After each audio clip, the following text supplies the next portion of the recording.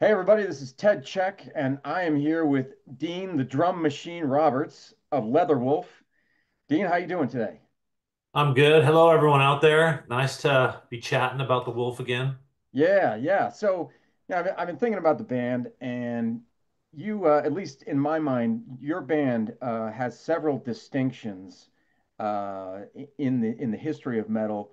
In that you have three, well, an EP and two LPs, both all three named Leatherwolf, for one thing, and then you recorded the same record twice, just with two different lead singers.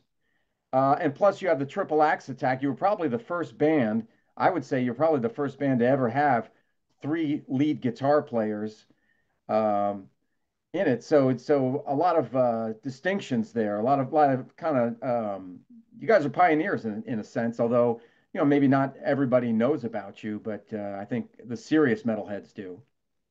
Well, the first record we did was it was a six-song EP, and Yeah. then they wanted us to SPV wanted us to put some more songs out to make an LP, so we did that, and then we got signed to Island, and then we just weren't thinking and just called it Leatherwolf, Yeah. so it was like that. Yeah. And when it came to after Street Ready and after that first record with or the second record with Island, um, when it came to the World Asylum, we were trying to tour the record, and Mike wasn't into singing, so we did it with Wade, which I think he's a really, really good singer. Wade Black. Yeah. Yeah, but then he quit, so we're kind of Mm, stuck. What do we do? right. So that's why that went down that way. And but You brought Michael back. yeah. I just I was like we wanted to play, and I thought maybe the original guy might give us a little bit of help, with shows and stuff. Mhm. But it just I mean I personally I like the Wade Bat Black version better. Hmm. Oh, okay. Well, I mean, yeah, it's different strokes for different folks, kind of thing. I mean, they bring different things to the table. I think, and yeah, they're both great in my opinion. And But so when you come to the three guitar players, I mean April yeah, Wine was doing it, oh, were they? Al Di Meola, John McLaughlin, and Paco de Lucia were doing it way before us. Well, I know, and I know what you're talking about with Demiola.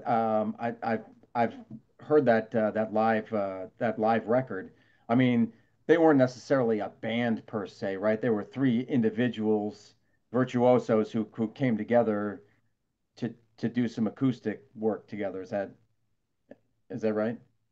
Well, they were way high level, way beyond us, and I think that Jeff, uh, Jeff was always the main guitar player, and I think that just interested him that those guys that played at that level, Okay. pulling off that type of performance. I think that's what interested Jeff. So he kind of got into that mode.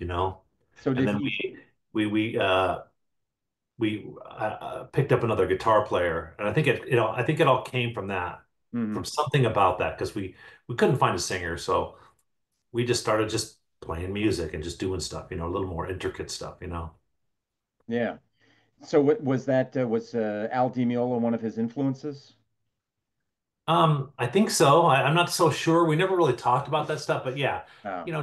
Jeff is, he's a high level player, and yeah, I think he respects guys that can play, legit dudes. Yeah, I mean, because I think from an early stage, you guys had kind of a neoclassical. The guitars were very neoclassical. Euro had a Euro style to them. You were a European Well, I influenced just, band, right? I don't see many guys coming up with the riffs that Jeff did. Mm, Like the Spirits in the Wind riff, like the Gypsies and Thieves riff, like yeah, the Black Knight riffs. I mean, those riffs are, I don't know many people who come up with that kind of riffs. Season of the Witch riffs, yeah, freaking Spider riffs, freaking, the Henchman, all that stuff is just it's a different type of player that can come up with that stuff. for sure, for sure. So you guys started in 1981. So I'm thinking like kind of at the beginning of the whole LA metal scene. Can you kind of paint me a picture of what it looked like, what it was all about back in those days? And you guys were teenagers at that time too. Yeah, me and Carrie started playing like in high school, so I was like 18, Mhm. and then once we graduated, we started playing me, Carrie, and a bass player, and we ran into Jeff and Scott Moore and Jerome Severin at this party, and we Mm. and from that we just said, hey, let's you guys want to play together, and so we started doing that, and that would have been like 1980, 81 or whatever, Mhm. and we just used to play a lot of Judas and a lot of Iron Maiden and Sure. in parties and stuff, and we played all the time, and then Jeff started writing original stuff, and we went from there. But it started off with me, Jerome. Uh, I guess Scott Moore was in there for a little bit, Mhm. and Jeff Gayer and Kerry Howe. Um, or maybe Scott Moore wasn't in there. And then over time, like within the next year or two, Jeff was friends with Mike, and we couldn't find a singer, so we just started having three guitars and just Oh, started doing stuff. And Mike is, he's a smart guy. I mean, he knows music. And so yeah. he started learning how to sing, and he could pull it off and sing it in key. Oh, And yeah. so No, I think it's he's great. yeah.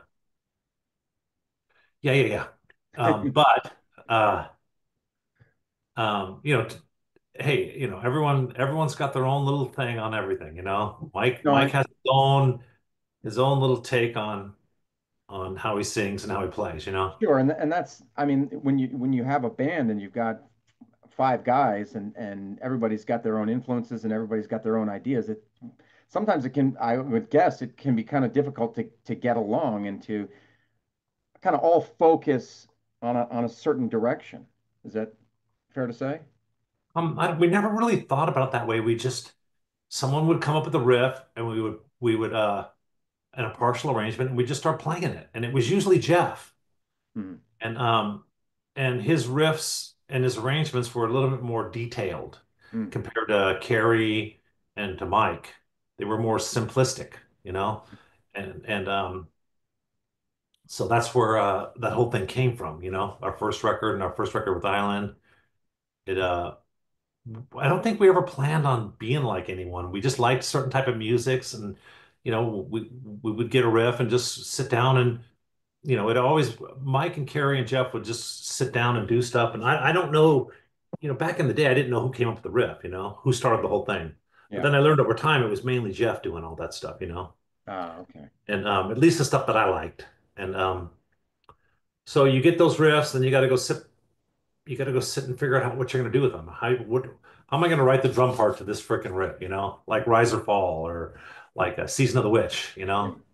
Because so it was just interesting having to do that stuff. Hmm. But we never. I don't think. I mean that. I mean, I was the drummer, so I didn't come up with that stuff. So No. it's. I don't know if they were thinking about a direction or anything. We just liked Iron Maiden, Judas, So you progressive just metal you back just in the played day. and it came natural to you. Oh, well, my role in it did, yeah. It was tricky because it was hard stuff to write to Hmm. with all the time signatures and all the freaking changes and everything. So yeah, you have to spend a little time figuring it out. Gotcha. So was it your plan from early on, you and I mean the band, from early on, like, hey, we're gonna make it. We are gonna, we're gonna keep playing until we reach whatever level of success, you thought would be successful. Was that the idea early on? You're gonna, No, we were just gonna have fun and play parties and just party oh, on and okay. write music, and we never really sat down and with the intent to be some mega band. Hmm. I mean, not that I remember, not when I was there. It Yeah, was we just want to have fun and play music. yeah. What was it like to get gigs on the Sunset Strip? Was it kind of describe that for me, that whole atmosphere? Well, first you got to get in. So we used to have to go down to Hollywood and print up posters and go glue them on walls and staple them on posters. So Just like in the video, the calling, yeah, yeah, The Calling. Sorry, yeah. yeah, that's how it was back then. And we we were, in our early 20s, so we didn't mind it. It's like whatever, we wanted to play Hollywood. And I mean, we everyone wants a record deal at the end of the day, but you never know if you're going to get it or not, and you never know what it's going to be. So then we got the record deal and then it just got a little weird. How so? Well, we're a heavy metal band, and yet now we're making our second record with well, okay, so our first record was with oh, I can't believe I'm forgetting his name. It's what's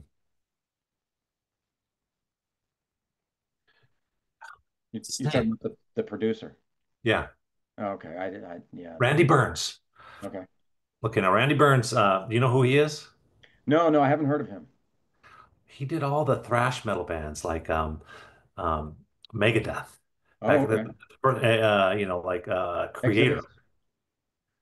Creator, Death. I mean the full-on thrash bands, Yeah, you yeah. know. And at least he was more of a metal guy. And Hmm. then when we got our record deal, which is kind of cool, dude. We played at Kazari's and we got a star right next to Van Halen. And, I remember going up there as a kid just going, this is freaking cool, man. We got a Yeah, star next to Van Halen, Eddie Van Halen, the man. sure. Now you And then say a star. The star was at Gazzari's. He had but they stars have they for. have a building in the parking lot that has all these stars of bands, Oh, okay. like Motley Crue and all these bands that actually you know, that they thought were good. And some Sure. of them were huge and some of them, were like middle of the roaders. But we got a star when we did that. Then we got signed. Nice, nice. And then we went off to Kevin Beamish, which he's just not a metal guy. He's an REO Speedwagon guy, which I love REO Speedwagon, but it wasn't Leatherwolf. Got it, got it. Now we're into a whole different sound that what I think was it's just not what I imagined, you know what I'm saying? Oh, okay. You're talking about for which record? For Street Ready? Street Ready and for the first record on Island. Okay. Yeah, I mean Street Ready was very commercial. I mean, it had keyboards in it and had hooks that you would imagine could be played on the radio. It was radio, in my opinion, it was radio friendly, like made for airplay. Yeah, we weren't really thinking about that. I mean, I was just talking about the production. I think the songs Oh, okay. on that record are killer. Oh no, definitely, for sure. I think if it was just mixed appropriately, it would have just been way better. I mean, Hmm. sonically. Hmm. But that was an interesting record after our first one. It was because actually, who's the guy that does Dawkins? What's the engineer for Dawkins? What's Michael his name? Wagner. Yeah, so Michael Wagner mixed that one after because Island wanted something different, Hmm. and then he mixed it, and it has its own sound, dude. It's got Yeah, its own yeah, thing. for sure. So that one came out, and how did the touring go for that? Did you tour Right. heavily for it? Leatherwolf never really got an opportunity to tour at a higher level. It was always just like one-offs or 2 months here or little here. We never got in. I Man, mean, but the industry, that's how it worked back then is if let's say you get a song and it catches on to a couple radio stations like KLOS or whatever, then you get more of an opportunity to be picked up by management, and then you get more of an opportunity to go out with, more successful bands. That just never happened for us. wow. And because I even today stumbled across a show that you guys did at the Marquee, 1989, and it was broadcast on KNAC. Yeah, yeah, yeah. And that didn't even you got no bites from that. Like nobody was like, "Wow, these guys! I want these guys." No, Huh. no, we got nothing from that either. Even though, everyone liked us. We were just kind of slightly different. Hmm. And Hmm. how we were playing, what we were doing. I mean, yeah. I mean, was it that you weren't a hair band per se, like a Poison or a Rat, but you weren't as heavy as like a Slayer. You were kind of right in that middle zone there, would you say? Well, yeah, I don't think Leatherwolf is really a hideaway or calling band. It's just those were just one-off songs that got written off the cuff. Hmm. Um, I've always thought that we were like a Rise or Fall or Spirits in the Wind or Black Knight or some of the more progressive stuff, like the Right. two last records we I did, do you have them? Have you ever heard them? Like Yeah, yeah, yeah. Kill the Hunted, the most recent, and World Asylum. and then World Asylum. Yeah. Yeah. See, that was when Jeff and I did that, after it was all done, we just go, finally, it's a metal record. It sounds metal. It's got a metal Right. singer. I think that's what we were always shooting for All back in the those day, years. you know? Yeah. Well, you were included in you did this big show, I guess it was big, called Ardshock Dag or something like Yeah, that. yeah, yeah. I think that was like 88 or something like that. 89. Yeah, it was at Denmark or Holland or somewhere over there in Europe. And then Yeah. it had Queensryche, Queensryche, yeah. Flotsam and Jetsam, um, Crimson Glory. It was Yeah, so that it was was all Metal like Mike. prog Metal all over. Mike, he was a fan, and so he got us in on that show. But it was a one-off show, you know? Yeah. How was it a big crowd? How was that? What are your memories It of was that? killer. We played like first or second, but it was packed and it was just fun playing at that level with those bands, you know? Yeah. That's what we were hoping for is to just go on those type of tours, get in front of people, Yeah. play. Did you ever make it over to Japan? I think Japan would have loved you guys. I mean, Japan and South America and all those people would like us if we could just get over there and play. Yeah. If we just got him, if we went over there, I think we would do super well. But Was it that it's the record company didn't push you? They didn't give the marketing, the promotion to you like they were doing to maybe other bands? Is that what you think it might have been? um, I'm not totally sure to be honest with you. I mean, like when you look at like Iron Maiden, their label gave them 250,000 to go out with Kiss for 2 months, Ah, and that started that whole thing. So I don't okay. know. I It mean, was but like a big break. They usually. caught a big break Yeah, yeah, yeah. Well, and someone had money. the money to invest. Usually it's you catch on by radio or you know somebody and you get in somehow. Hmm, hmm. We just never had that luxury. Mm. And then could you sense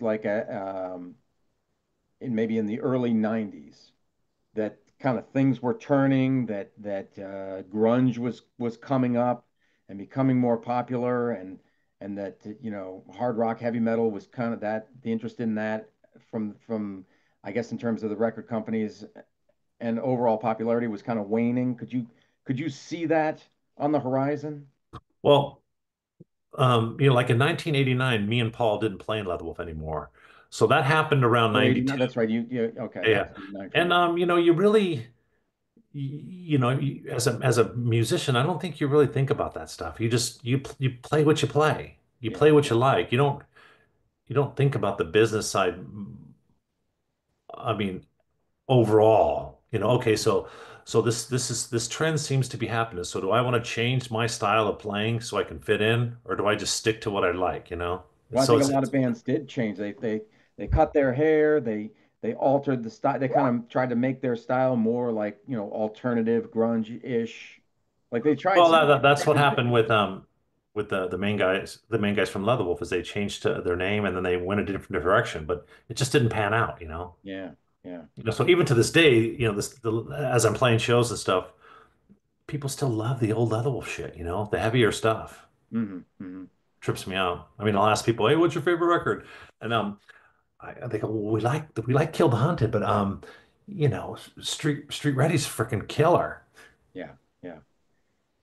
Well, so you left in 89, and then the band, I guess, broke up in 92. Is that correct? Well, they were working with a label, and the label lost interest and just canned them, Hmm. and that's when the grunge thing came out. Yeah. But they changed their direction, and they were trying to.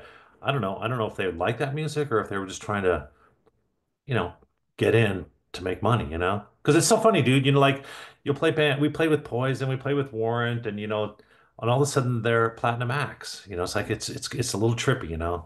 You would never think, Or even like Metallica, or even Slayer, when we used to Mm. play back in the 80s with them. And I never would expect those guys to go so freaking huge. I mean, they Yeah. were good musicians and stuff, but I would never expect that to catch on. Huh. Wow. Trippy, Yeah, like huh? Warrant, it seemed like Warrant from the jump had all the support. And because by the second record, they were headlining.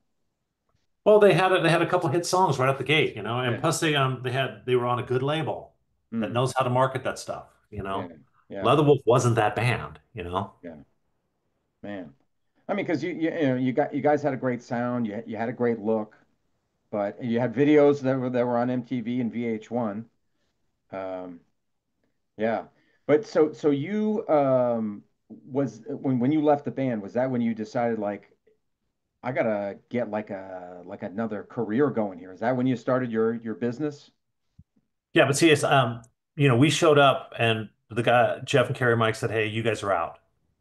Take a hike. You're gone." Yeah. How does that work? If has an equal share, how is it that Well, you can break everybody? up. You just can't use the name Leatherwolf. Okay, so that was what happened there. Pretty much. So who owned the name Leatherwolf? The record company? No, it's always the individuals, but no one had ever registered it. Hmm. And so from like 1999 to 2012, I was pretty much running the show about bills and paying for stuff and making records and all that stuff. Hmm. And during that first period, it was just me and Jeff.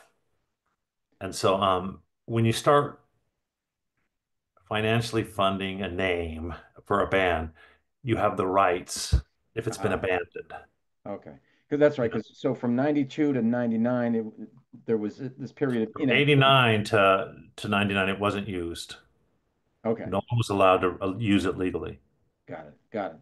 So yeah, so when you left in 89, you're like, I got to do something to make money. So you started your roofing business. Is that right? Yeah, yeah, yeah. So I went to work. Went Like to a work. normal Made like a just normal person. Yeah, yeah, yeah, yeah. Fun time was over. I kind of sort of was like over the whole thing. I mean, I've always just liked to play music and record and just go play shows. Hmm. Hmm. But it just with those guys, it was just a freaking headache, man. It Hmm. just it just wasn't fun anymore. Geez, and I think the public has a different perception about that kind of stuff. When you see four or five guys on stage and they're playing together, they think everything's great. Like, oh, these dudes are best friends. They get along all the time, and everything's great. And that's not necessarily always the case. It's more of a business arrangement sometimes, huh?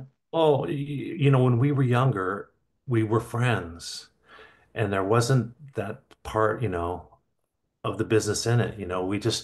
We were friends. We'd go play shows. It was no big deal. We all worked for the cause. But as you get older and you grow up a little bit, you start, have issues with certain behaviors. Uh, So everyone has them, and a lot of people don't work on the root, or they don't work on what they are to make things better. They just get controlling and, you know, hmm. make decisions and move on. Yeah. So just one more thing about the whole LA scene. I mean, was it as people sometimes portray it, drugs rampant everywhere. Um, you got club owners that are trying to screw you or not pay you at all, or maybe pay you in beer money.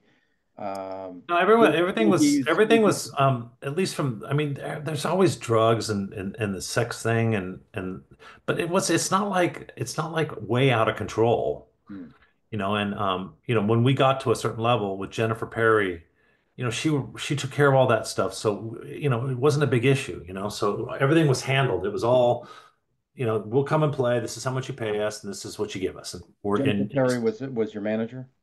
yeah, back in the day, yes, she Oh, was. okay. So she was able to handle that stuff for you, and Yeah, yeah, yeah.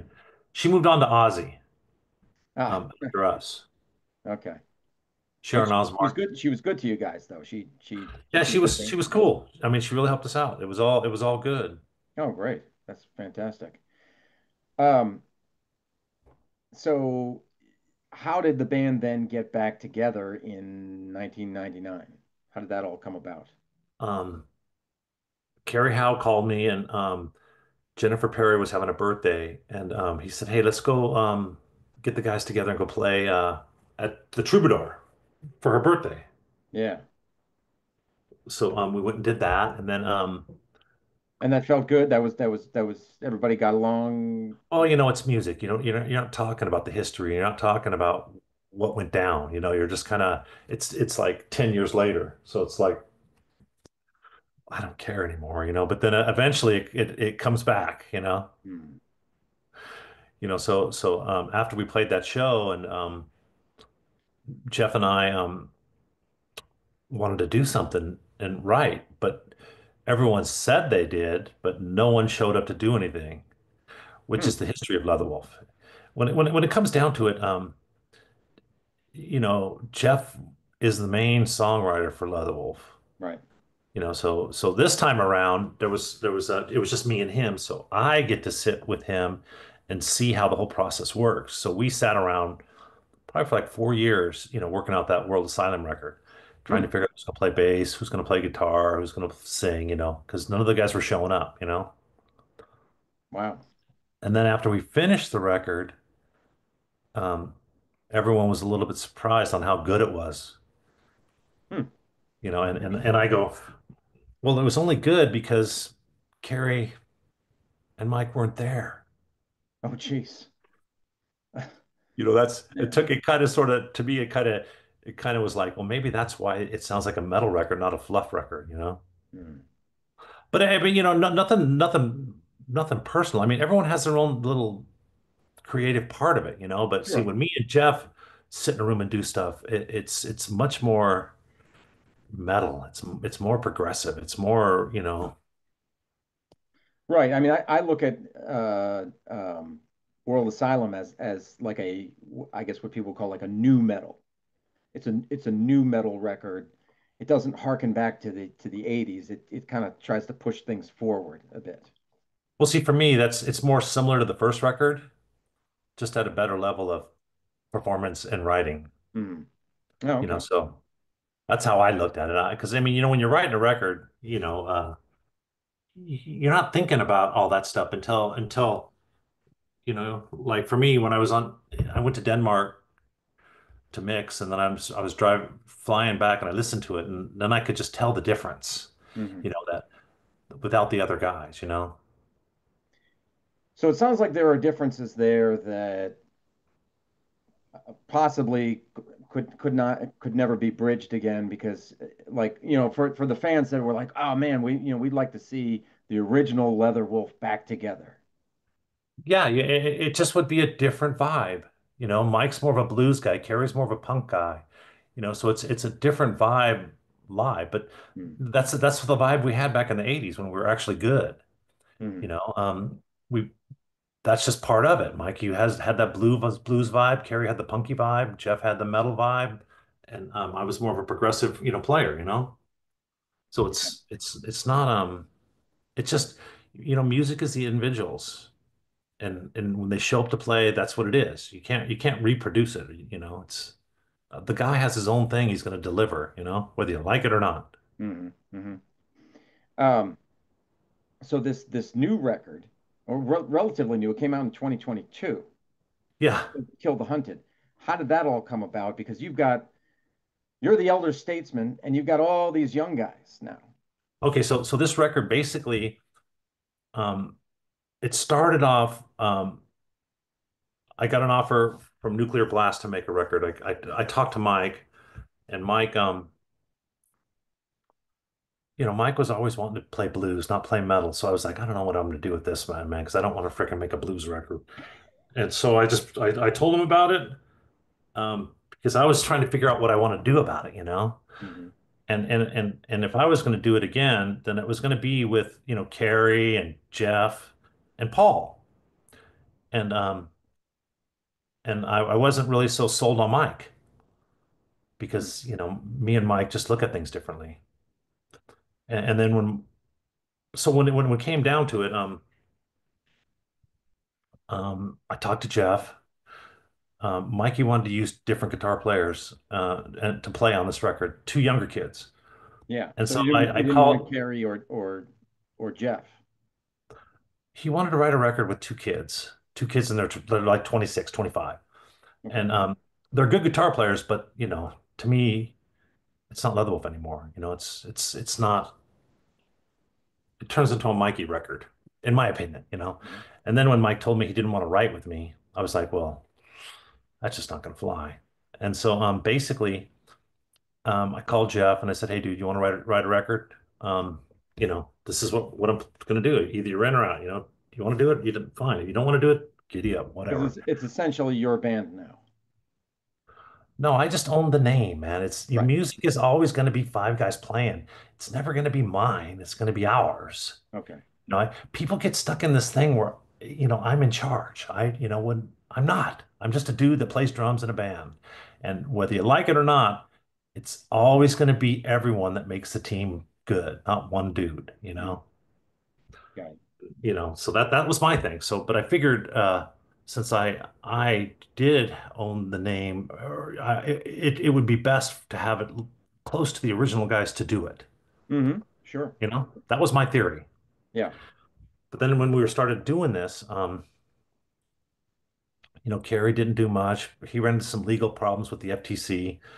Mike didn't want to write with me, and Jeff he was in. He wrote a majority of all those riffs. I mean, all the melodies. Oh, You know what I'm saying? for Kill the Hunted, he wrote it. Yes. Yeah. But If then you what? look on it, pardon? But then what happened? Because he's not in the band, is he? Well, he was, and we were going to play, but he didn't show up to do his tracks. Oh, So, um, that's Robbie agreed to finish it all, and we wrote all the leads, and Robbie just wrote all the leads, all the harmonies, did all that Leatherwolf stuff, you know. And then okay. I talked to Keith through a friend of mine, and he came and sang. And once he sang, he came over here and he sang uh, "Only the Wicked," and he was good. It was which isn't the easiest song to sing because you have to have a clean voice and a scary voice. But he did it, and plus he has some range. hmm So I was like, okay, cool, he can do it. Plus he's not a little whiner. Not poor. He's not writing about poor me. I'm sad and lonely. Come on. I was like, okay, finally, man. I just want to, Well, that's the kill them blues. all. Come on. Dude, I'm just so not into it. Yeah, yeah. But now you've got three other guitar players, and I mean you've got a full band. Yeah, yeah, yeah. You've got a full band. You're playing some dates. I think you got a couple in Chicago. Is that right? Coming up? Yeah, we got a couple in Chicago in 2 weeks. And then we got like maybe four shows in Baltimore and New York later on towards the end of the year. Oh, see, I haven't heard about those. That would be great Well, because we're still it's like I said, it's hard to get shows, but people are calling, seeing, it's making us offers to go do stuff. well, that's fantastic.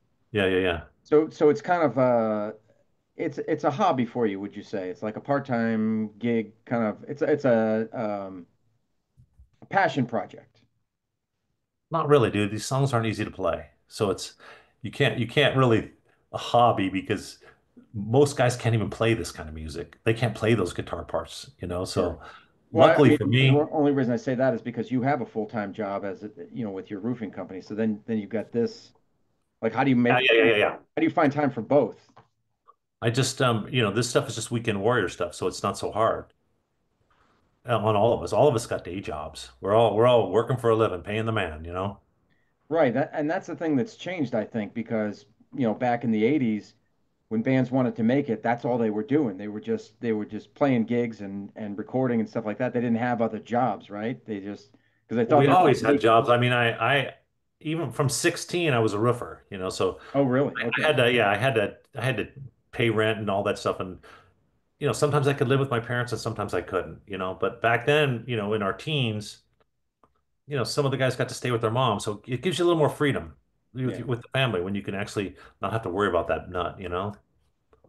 But eventually you get in your mid 20s and you gotta move on. You got to pay your bills and you got to find some sort of job that pays.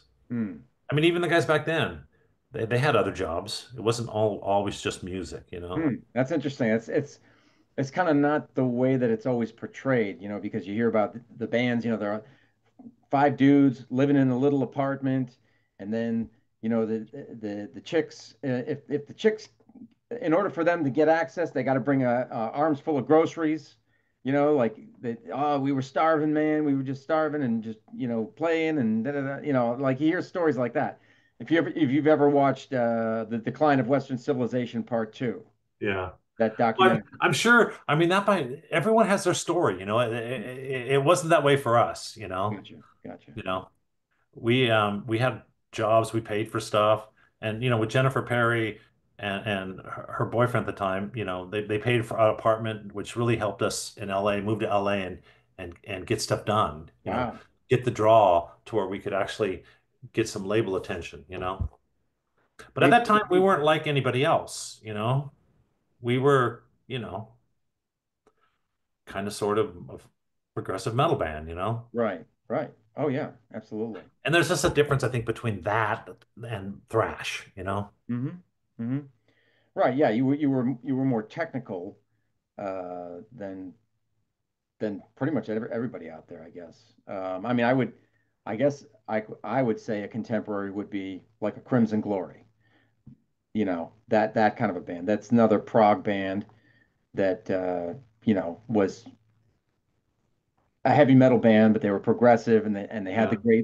the great leads, and the singer was fantastic, Midnight, you know. Yeah, he was good.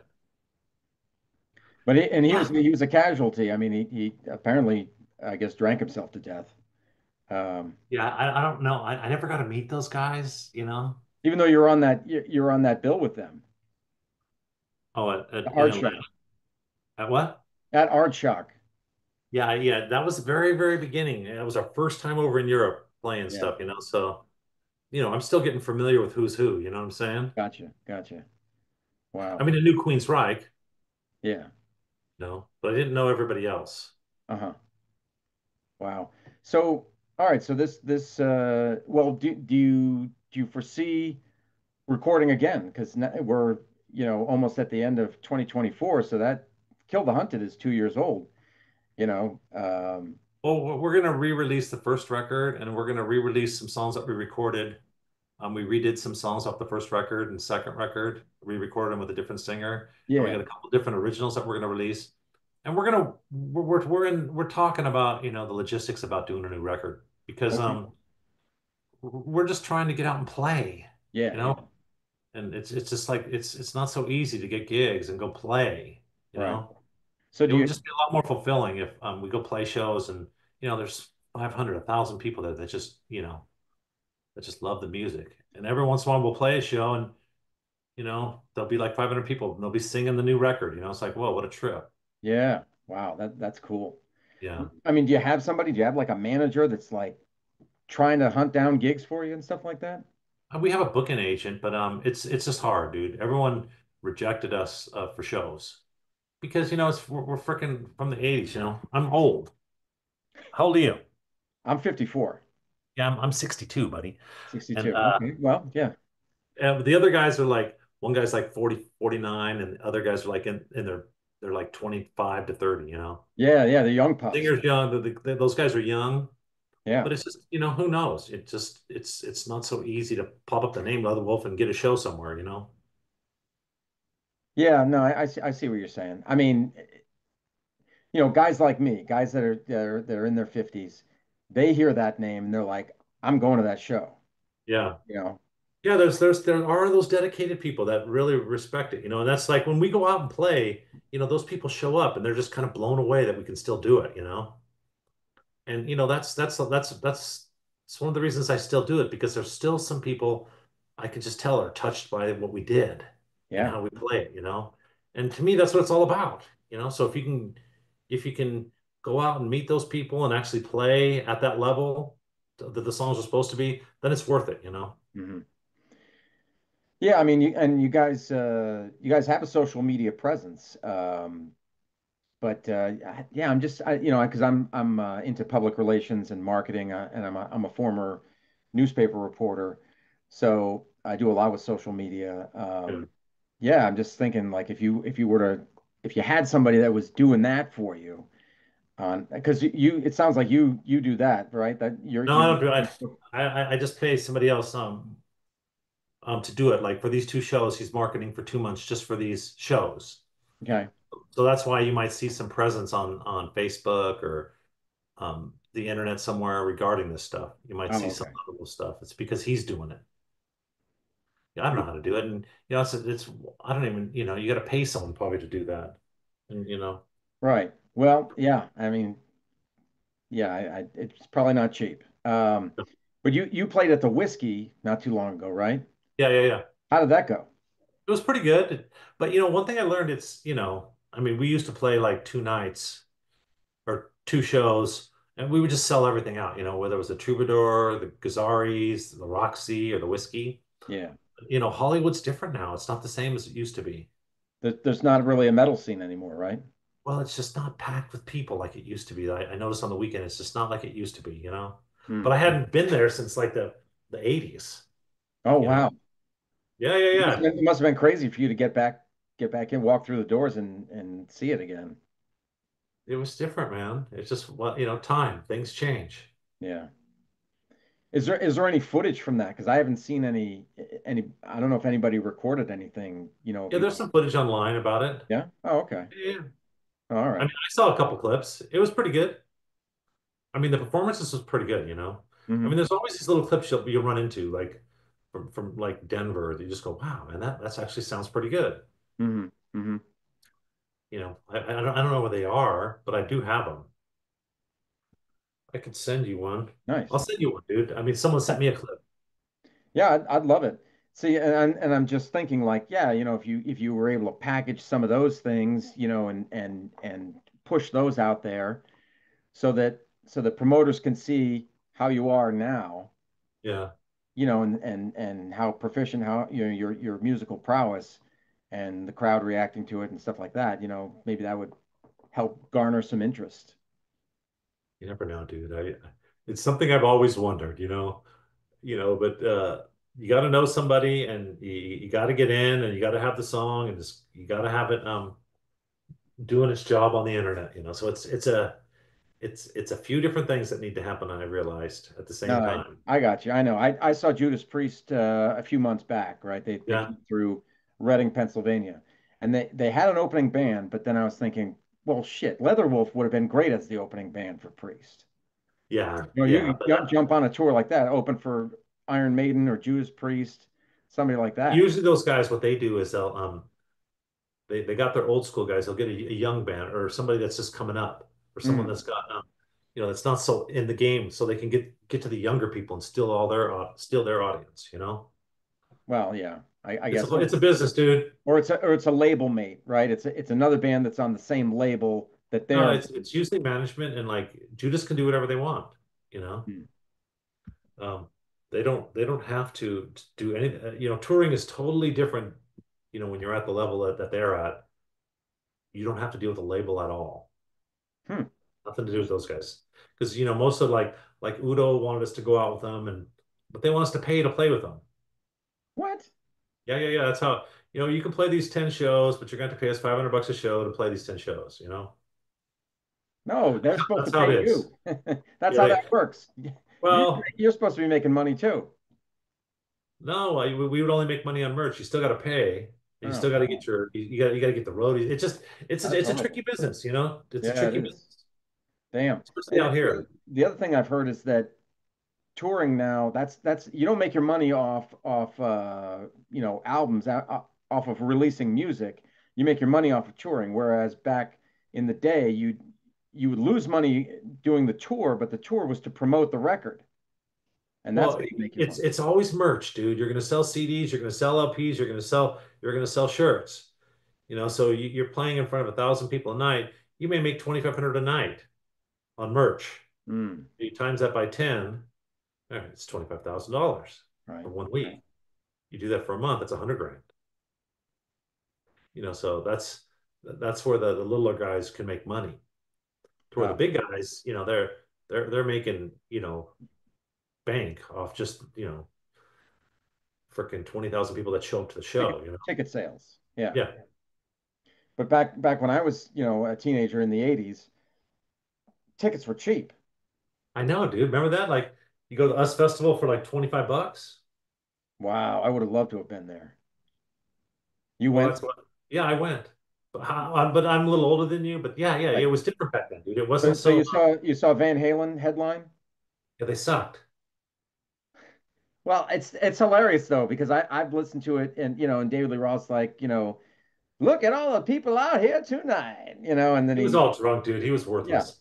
I saw Van Halen with Sammy, and they were legit. They played at Pacific Amphitheater, and they were good. Mhm. So I'm sure that with David back in the day when they had some killer shows. It's just the US Festival wasn't one of them. Yeah, yeah, no, it was to me. It's just funny because the comments that he's making. I tell them one guy, "I'm gonna fuck your girlfriend," and stuff like that. Like it's just it was more funny than anything. But I forgot the fucking words. Which he He was said drunk, every dude. He was night when drinking all day. they would do Romeo Delight, and he would say that every time. Yeah. Yeah, I was never such a fan of Dave's. I thought he was a Oh, great front man, but he was just kind of I mean, you just don't say those things, you know what I'm did you saying? did you ever meet him? No, I was at a bar once with him, but I mean, he didn't never did much for me. I mean, Hmm. I always thought Alex and Eddie and the bass player were just Michael? killer. They were just killer musicians and killer writers, and they just had a vibe of how they played together, which is that's kind of like pure luck, you know? Hmm. Yeah. I mean, I was and still am a DLR, David Lee Roth fan, but I have grown to appreciate Sammy Hagar. Um, Yeah, yeah, yeah. I mean, dude, those are classic records, Running with the Devil. I mean, they're imprinted in time, and no one can do them like they did it. So, you see what I'm saying? I mean, you sure. can't change that reality, Oh yeah. but when you move forward to like right now and Mine All Mine, those songs and all the other songs that Eddie wrote that Sammy wrote, Yeah. it's just a different vibe, but they're just Yeah, as totally good different. for a different day. Yeah. Yeah. Oh, for sure. Yeah. Yep. Different eras. Different eras Just a in whole different deal. in the band's history. Yeah. Yep. Wow. Yeah. See, I didn't get to see Van Halen, but I saw David Lee Roth with Vi and Sheehan. Yeah, So but I think so that that's was nothing like Van Halen. 1986. I saw them at the Providence Civic Center in Providence, Rhode Island, and that would. I mean, I think it's probably still the favorite. My the best show I've ever seen. Just Well, that was the the virtuosity, of Vi and Sheehan. those guys are killer. That whole band was killer, and Yeah, I'm sure eventually they got on. And plus, Dave, I'm sure he wanted to be good. yeah. You know what I'm saying? Because the Van Halen brothers and Michael Anthony, they played together forever. It's a hard thing to top. You know, I mean, just you show up at a show and you hear all those classic Van Halen songs, and you show up at a show. I don't know. Did David play any old Van Halen stuff? Oh yeah, oh yeah. Yeah, I played. I think he played "Ain't Talking About Love." Yeah, Probably played "Jump" in Panama. yeah. Um, Not sure what else from the old days, but yeah, he played a significant amount. That's cool. Well, he's not a dumbass. What's that? He's not a dumbass. No, yeah, no, no. Um, I mean, his voice is shot these days. He can't do anything vocally. But either way, dude, I mean, in high school, Van Halen, freaking Ted Nugent, Rainbow, Led Zeppelin. Yeah. That was all Black Sabbath, that was just, yes. Hmm. Those guys were just killer. ELO Right, right. Those was those are just killer yeah. stuff. I just I like to connect with people like you because I want to keep rock and roll, heavy metal alive. I've interviewed younger guys as well. I'm just Yeah. trying to do my little part in and amongst the other things that I do. Um, I don't know. I guess you can call me naive, but I guess I'm hoping there's going to be some kind of resurgence. Everything goes around in circles. It's it just the music always comes back around, but it's just the musicians these days, How good are they going to be? Hmm. How good are the guitar players? I mean, who's going to be the next Eddie Van Halen? Who's going to be the next freaking Yngwie Malmsteen. well, I never really liked Ingve. Yeah, you didn't like him. I thought he was good at when I first saw him because I saw him at the country club and he was playing with Keel. Healer. Steeler, yeah. Yeah. And Oh, you when I saw him saw then. that, I thought that that was good, you know. But then I played with him and he was in Alcatraz and I don't know, dude. It just he's definitely got some skills, but it just didn't have the feeling I like, you know. Huh. Like when I watch Al Di Meola play, you know, he's just got a vibe to how he plays, and you never get bored with it, you know. Okay. You know. And I was really after I got past the impressiveness of how fast he is and how he plays, and I Right. went and watched him a couple times because I played with him. It just didn't do much for me, you know, after a couple years, you know. It's like the same lead in a different song, you know. Ah. Hmm. Little repetitive. It just didn't, you know, hey, you know, you go watch Eddie, you know, it's never the same thing. It's always something freaking different, you know? Yeah. Yeah. Just the More way he spontaneous. plays. More Yeah, yeah, yeah. spontaneous. Yeah. So you guys, so Leatherwolf opened up for Alcatraz. Yeah, with Graham Bonnet singing. Yeah. Oh, nice, nice. Yeah, yeah, yeah. It was somewhere in Hollywood. Who were some of the other bands that people would recognize that you played with? We played with Ted Nugent. We played with Halloween. We played Queensryche.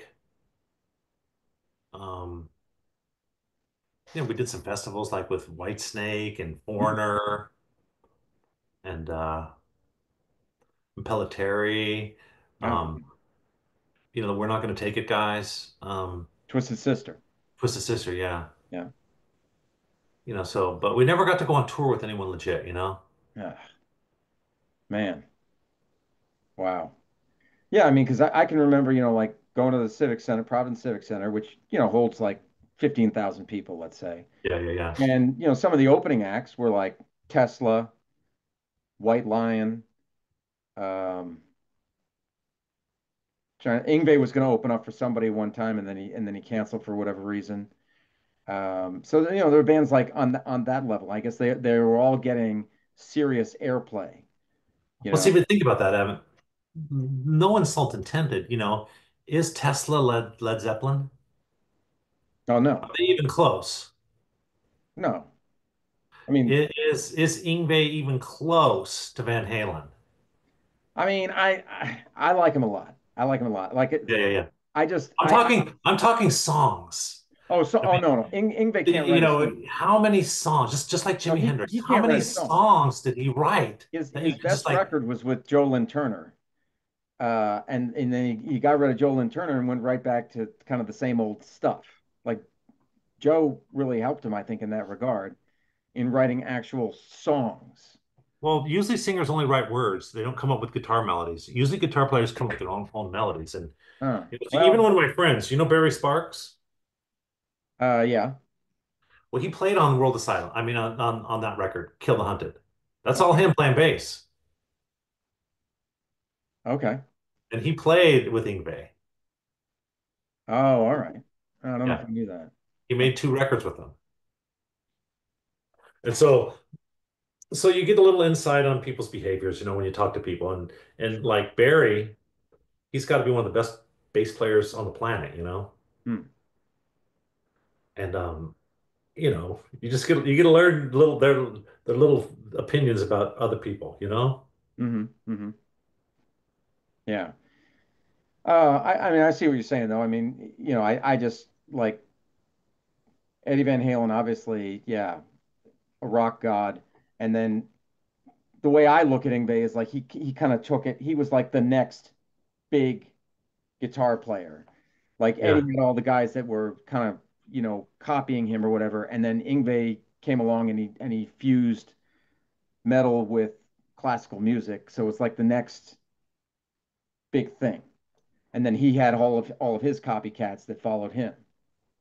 They were on Yeah. Shrapnel Records. Yeah. Do you know Joey Tafoya? Yeah, I've heard the name. He played with you, right? He's my friend, but he's like another one of those killer guitar players, you know? Right. He had a He record was going. on I think Shrapnel or Yeah, he whatever. was on Shrapnel. Yeah, yeah, with Mike Varney. Yeah, yeah, yeah, yeah. They're all friends, dude. All those guitar guys. But Nice. he's a nice guy.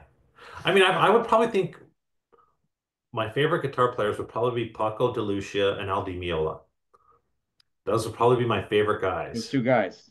Yeah. Classical classical guitar players, like kind of like Well, a yeah, Segovia. Andres Segovia was kind of the grandfather of all that, would you say, right? Kind of yeah, spawned. and even Al Di Meola, he's got like a little bit of a metal attitude every once in a while. And is that Racing with the Devil, da Hmm, dun da dun dun da. I mean, but I've always respected classical music, yeah. because I mean, I think everything So came from, intricate. pardon? It's so intricate, it's so complicated. Well, yeah, dude, because you got so many people doing so many different things, so you got to actually pay attention. Right. Well, that's why they say it's good for your brain Yeah. to listen to classical I music. just, I think that the 70s and the 60s, I just think that the musicians were a little bit more intricate and talented than at least what the market bears these days. I mean, I'm sure there's guys out there, we just don't know of them. Hmm. All we know is, the people that we play with and then what we hear on the radio. Yeah. And a lot of guys don't know about us because we never were on the radio. Then when you actually sit down and you start listening to stuff, you go, wow, these guys are actually pretty good. Mhm. No, you might be onto something there, though. That it doesn't seem like there are a lot of guys that stand out as far as guitar players. It's like they're kind of all following the same. They kind of all seem to mesh together, and there's no standouts. Like you could tell who was playing. Jimmy Page versus Jimi Hendrix versus Eddie Van Halen versus Exactly. Uli John Roth versus Yeah. Richie Blackmore. Like all those guys had distinctive sounds. Yeah, yeah, yeah. You could tell who they were just by them playing. Right. But I Even think like even like George Lynch. oh yeah, absolutely, 100%. Yeah. I wasn't such a fan. I mean, I always thought he was the best person in Dokken because of his leads and stuff. But then so I was talking to him and he played a lead for a song that we're gonna release soon here called The Beast. And Hmm.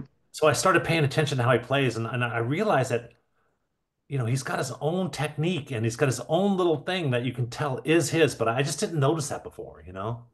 I just saw him at a little club near where I live, and the place was packed. I Yeah. mean, this is like a little roadhouse bar, Yeah. little biker bar. So there were maybe 150, 200 people there, and he starts playing Mr. Scary, Yeah. and then he gets distracted, like either somebody was in his ear or somebody was just off stage saying something to him, but he was distracted, so he stopped the song and he, I guess, was talking with this whoever this person was, you know, on the side of the stage, and everybody's yelling. Of course, I'm yelling, take it from the top, George. Don't worry about it, buddy. Just take it from the top. Start it up again. He didn't start the song again. He moved on to a different song. Yeah. Like, dude, Well, that's the your riff, dude. song. Rob Mathis. I mean, his two favorite guitar players are like George Lynch and freaking Eddie Van Halen. Mhm. All those leads on that record are mainly by one guy. All those rhythms on Kill the Hunted. It's just basically me, Barry, and the singer did that whole record. And then Luke played a few leads on it because he came in later towards the end of making the record. That Okay. record it was written by like You. probably four guys, and all the guitar was done by pretty much one guy. Oh, okay. But you have three lead guitar players in the band. Yeah. Well, trust me, dude, when it started off, it was going to be totally different. But as I got the bass done with Barry and I got the drums done, and then we ran into problems, people not showing up, it became okay, we've got to come up with a different plan. Mhm, How mhm. are we going to do a Leatherwolf record with three guitar players with only one dude? So, so So you, I so you talked to somehow are George, able I to. talked to a couple people, Joel Holstra, and he did a lead on like The Henchman, and George did a lead. He did on Thunder too, and George did a lead on this one song that didn't make the record but it's called The Beast. It's The it's Beast. pretty Okay, killer. yeah. So George Lynch plays on this song called The Beast, Yeah, which is a Leatherwolf song that you haven't released yet, but you're going to yeah, yeah, yeah. when? Pretty soon? Whenever we finish it, dude, Robbie still got to do his leads. Oh, okay. All right. So there's And we got day jobs. It's hard to get shit done. yeah, yeah. Wow. Well, no, that's something to look forward to for Pretty sure. cool, huh? So that triple axe will be Rob Math, Joel Holstra, and George Lynch on that particular Oh song. my God. Wow. Pretty good guys, huh? Oh, hell yeah. Nice. And they Nice. all did really good. I mean, they all. I mean, I just became a fan of Joel Holstra because he's got his own style and it's like nobody else, and he can play super clean and he can make those notes sing. Who did he play with Whitesnake? Is that he was in Whitesnake for a while? Yeah, yeah, yeah. You know what I'm thinking of? And I I can't think remember. he does that Christmas show with those guys every year. Oh, he's in the oh God. Uh, Trans-Siberian.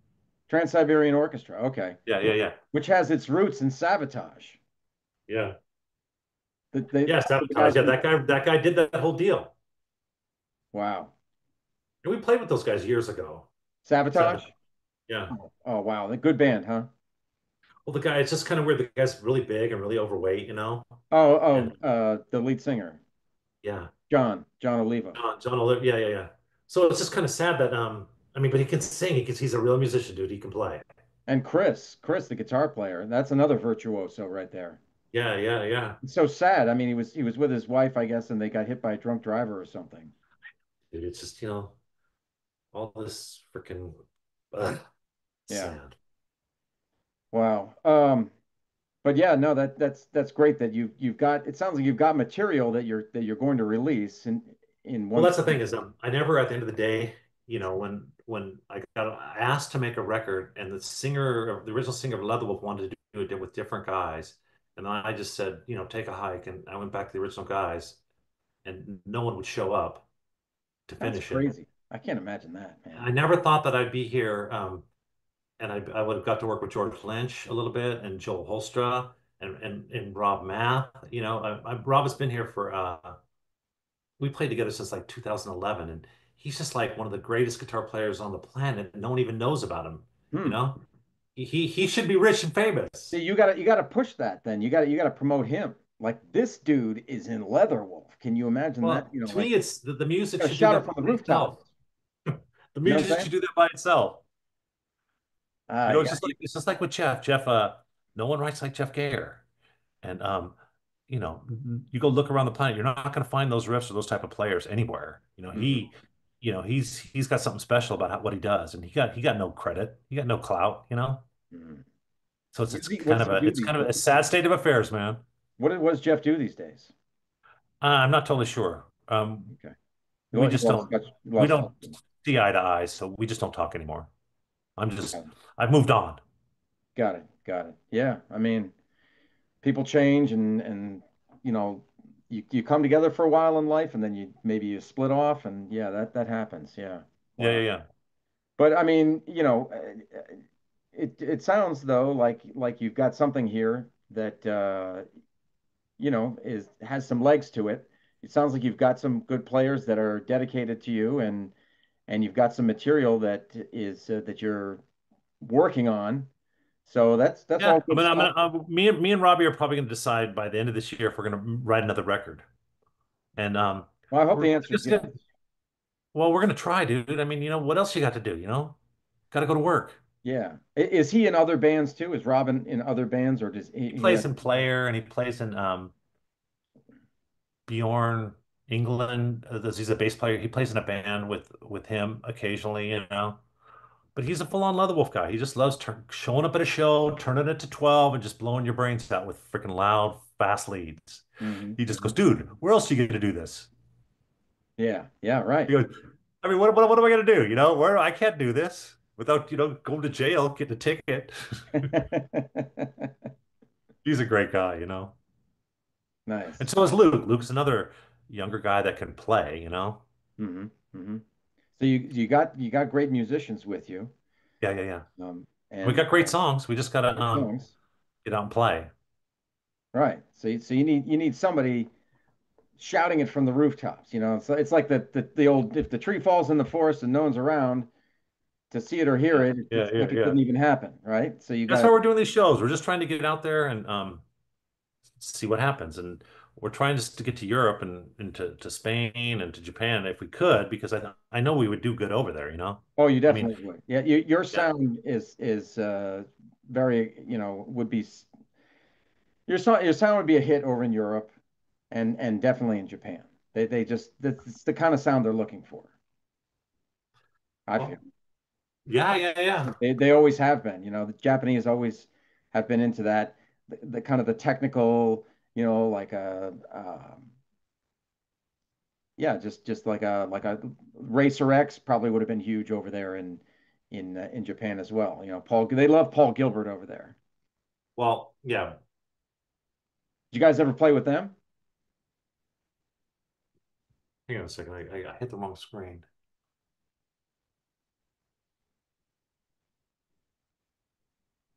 Hang on a minute, dude. I did Sure. something wrong here. Sorry, dude. I just Oh, keep doing something weird here. it's all good. Yeah, we played with Racer X. Yeah. They're great guys. Yeah, I mean they were another one that had the two lead guitar players and doing the neoclassical thing. Um, Yeah, and Bruce Boulez, everybody talks about Paul Gilbert, but I really liked Bruce as well. dude. Those guys are all killer. You know what I'm saying? John They're all, Already, and then the yeah, drummer yeah, the drummer yeah, went over to Priest, yeah, yeah, Scott Travis. yeah, yeah. I mean, Oh, they and then were all. Jeff Martin played in Leatherwolf, or he sang in Leatherwolf for Yeah, us. He sang. Plus, he's him too. He's like a real musician. He plays. He can play freaking He's a drummer too. drums. He's good. He's like the real deal, and he Yeah, can yeah. sing like a madman. You know. It's so. I mean, I'm kind of glad that I got to meet some guys and do some playing. You know. Hmm. Oh yeah. Let me see if I can find something for you, buddy.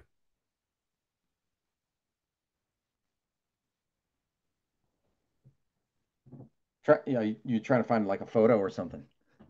I'm looking for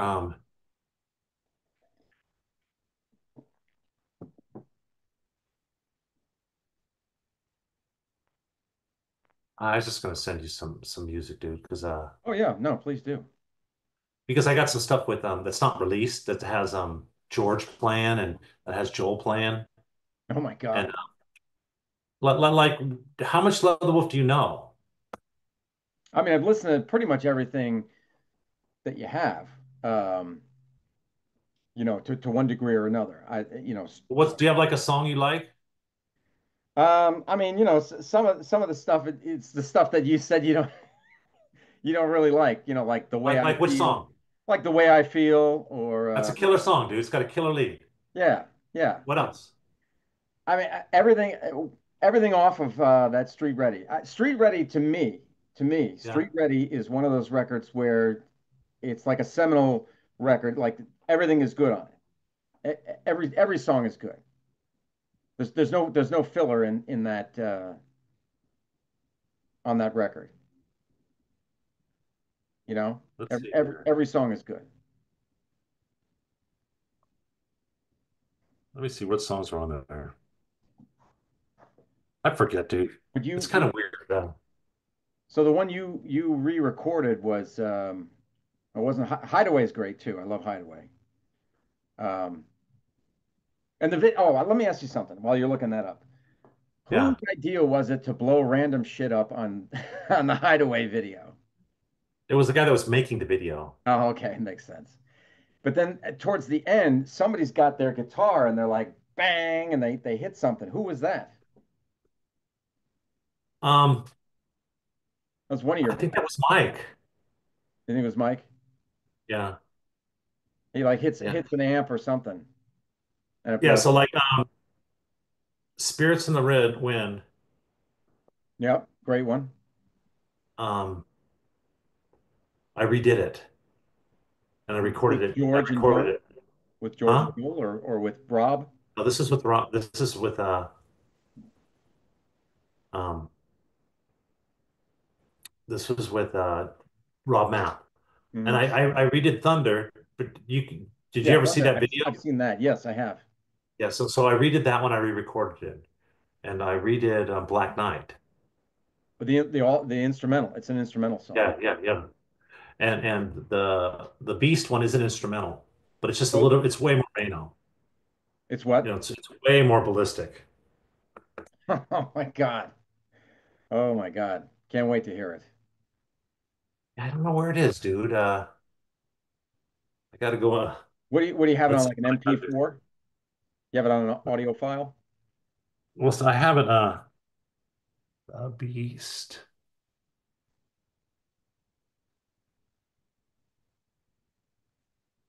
Let's see what happens here.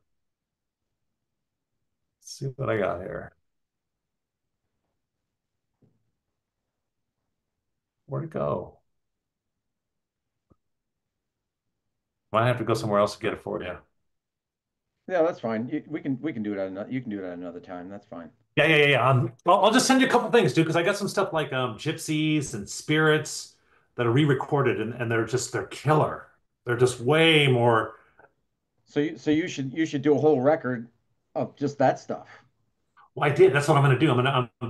I was never really happy with the production on certain things, because the drums and the bass got booched, and the singing just sounded too whiny to me, on certain parts. So I just said I'm going to redo it. See how it sounds. Mm-hmm.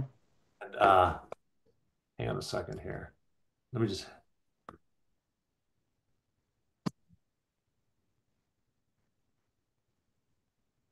You hear that? No, no, I can't hear anything.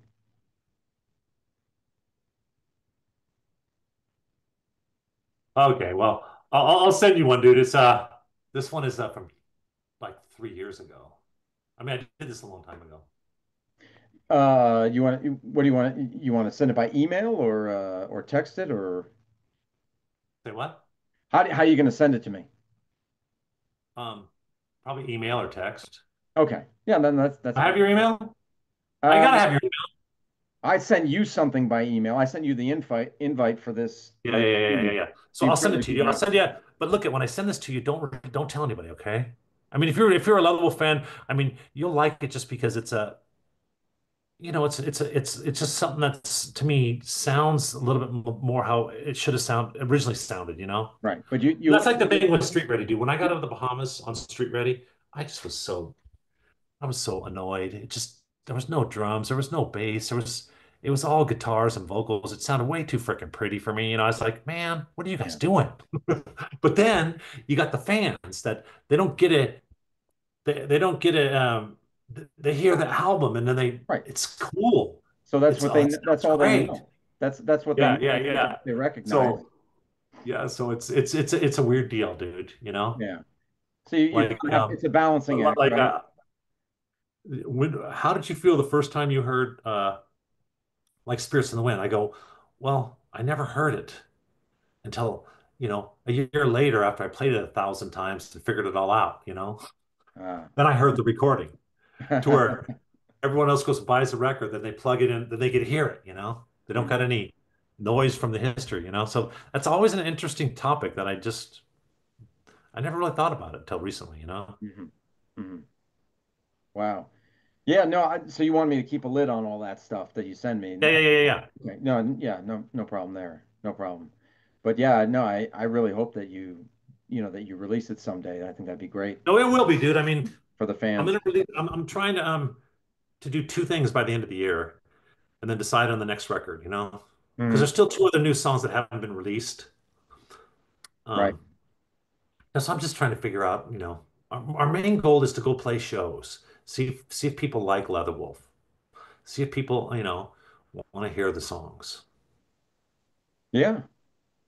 You should just do like have somebody do like a short promo, like even like a minute, just saying that you're kind of available, you're ready to hit the US by storm or something along those lines. You know what I Well, mean? we already have a booking agent, and it doesn't really work that way. You gotta know the clubs, the booking agents, and that's how you get out there. And then once you get out there, if we don't have a history because we haven't played very much forever. You know what I'm saying?